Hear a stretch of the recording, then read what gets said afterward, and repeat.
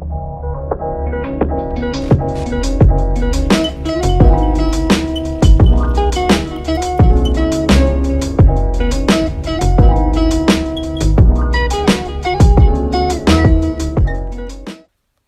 everyone, what's up and welcome to this video.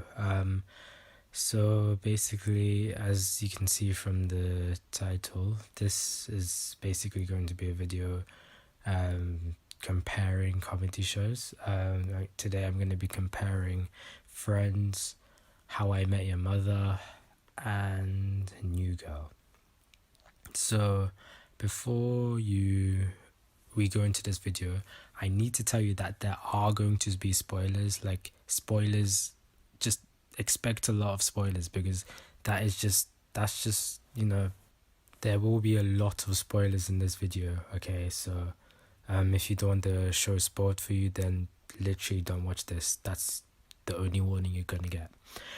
Alright, so let's get into the video. So first we're gonna start off with some brief descriptions about the show, just in case you haven't watched it, or if you haven't watched it in a long time, just to remind you.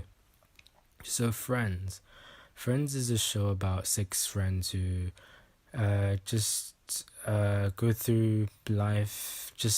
They go through all the life experiences imaginable, really. Love, marriage, divorce, children, heartbreaks, fights, new jobs, job losses, just all sorts of drama, really. It's a story of monkeys and bald cats, stolen sandwiches and stalkers. Now, How I Met Your Mother. This is a story that follows Ted Mosby, who narrates the story of how he met the mother of his children in unbelievably painful detail. The show mainly focuses on Ted's prior relationships and the absolute mayhem that came with them, with the wacky, bizarre adventures he has with his friends too, which consist of a married couple, a playboy, and, well, Robin. So yeah, then there is the last show, New Girl. The series revolves around a quirky teacher who's named Jess. After she moves into a Los Angeles home with 3 men, Nick, Schmidt, and Winston. It's a very unique and goofy show that seems like it could be for younger audiences, but definitely isn't because of all the adult references. Okay, so let's go on with the video. Let's start with the ratings. Now, I'm gonna talk about guys and girls for a minute, okay? Now, let me make something clear. When I talk about men and women liking or not liking things in this video, remember that it's an average, okay? It's not all women and it's not all men. It's literally just the average, okay? From research, quick research, and seeing the most viewed shows by guys and girls, it's fair to infer that guys like shows, more edgy, active shows that don't need to be paid too much attention to. Women are on average more prone to watch shows that are more to do with love and relationships, shows that need to be paid attention to, and shows that have more calm scenes. So now, the ratings for the shows. For Friends, throughout all ages, it's been shown on average that it's rated higher by women than men. Now, this may be due to the big theme of relationships. The Ross and Rachel, will they or won't they? The subtle themes of women empowerment, which again, on average, tends to be more appreciated by women. Now, with How I Met Your Mother, it's interesting because the ratings are extremely similar for men and women. They're almost identical.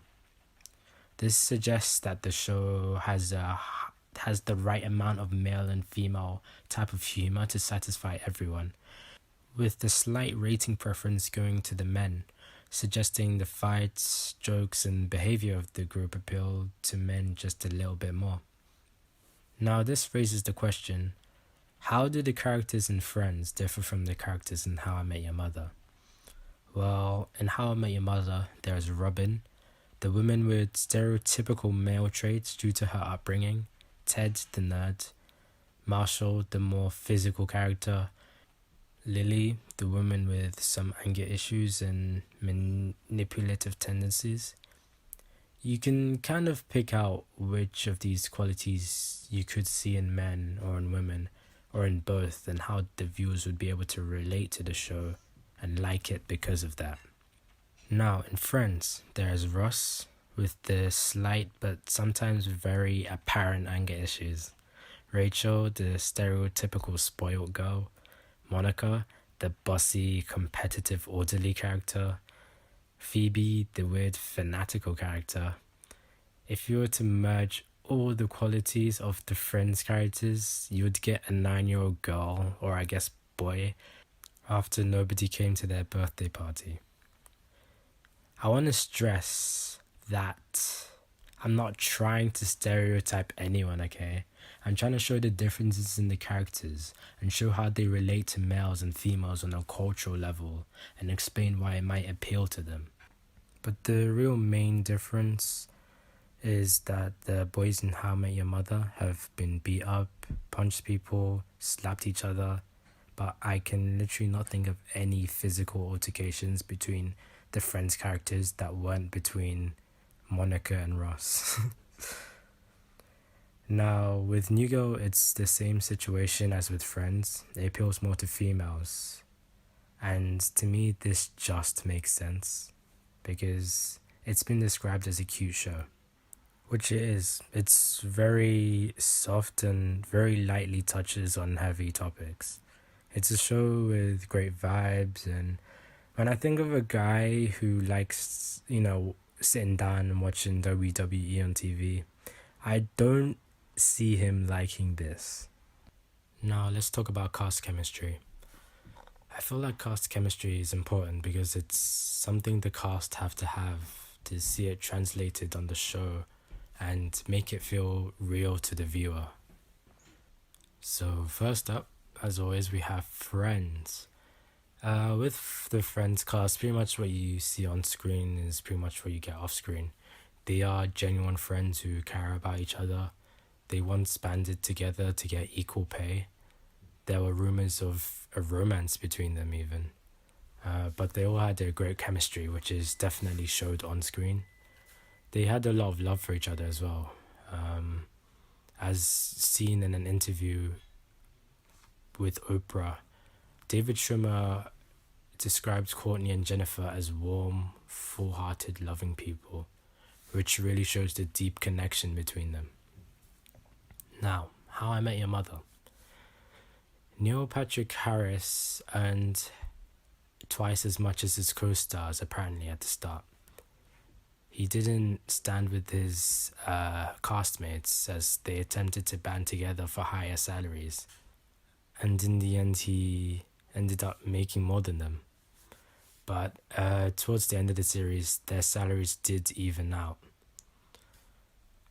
Despite this, 2013 Comic-Con interview shows that they seem like a genuine group of friends who, really genuinely love each other and get along with each other. They all have vibrant personalities that riff off each other, where the Friends casts are way more chill. However, unlike Friends, it seems more circumstantial. As in, if they didn't work together every day, they wouldn't really talk as much. I'm not saying that after Friends, they still hung out all the time, every single day. But if any cast were to, it would be them. Okay, now New Girl. Again, they seem like a fun group of people who get along with each other. The main connection, in my opinion, is between Jake, who plays Nick, and Max, who plays Schmidt. They are so like the characters in the show, they might as well be improvising. Although the three guys, that being Jake, Max, and Lamorne, actually, they had great chemistry as well. What's different about this show is that Zoe, who plays Jess, one of the main characters, was heavily involved in the casting process. Jake and Max said that during the audition they could tell Zoe liked them, which suggests that right off the bat, uh, the whole cast had a great connection. And the cast even still keep in touch. They have a group chat where they send messages and weird gifts, even 2 years later after the show ended. Now, every one of these shows have had ups and downs, bad moments and good moments. So we're going to talk about them in the next section. The biggest successes and the biggest failures. Friends. The most viewed episode is the one after the Super Bowl, which had 52.9 million viewers. In this episode, Ross learns that his former pet monkey, Marcel, died, and then found out he was alive but working on a movie. Then he tries to get into the movie but is rejected, and then calls Marcel to him, and then they eventually reunite again. Now, why is it the most viewed episode? Well, it's probably because it comes after the Super Bowl ended, which is, if you don't know, one of the biggest sports events every year for Americans. The least rated episode of Friends is the one with the ick factor. In this episode, Monica gets a shock when she finds out her boyfriend is actually a high school student. Chandler finds out his colleagues don't like him when Phoebe tempts as his secretary. Why it's the least rated episode? I don't really have a reason for this. It's just not a really good episode. The storyline is just pretty boring, and the Chandler thing isn't the funniest thing in the world. It's just a bad attempt at using Chandler's catchphrase for humor. How I Met Your Mother. The most viewed episode is Last Forever, which has 12.8 million views. Okay, so in this episode, basically, it's kind of the end of Robin and Barney's wedding, and Ted meets the mother. Then 3 years later, Barney and Robin are divorced, and then, after Barney gets a girl pregnant and Lily's pregnant again, not by Barney, unrelated. And the mother dies, and Ted goes for it with Robin in the end, like everyone wanted him to. Psych, okay? Nobody wants.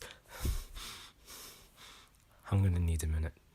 Now, why it's the most viewed episode? Well, the reason it's the most viewed is obviously because it's the last episode. Even if people didn't really watch the show from week to week, they were obviously going to tune in for the probably heavily advertised last episode ever. Least rated episode. The least rated episode is Bedtime Stories. So basically in this episode, Marshall tells his baby son stories about his friends. It's a weird episode. It's in the middle of season 9.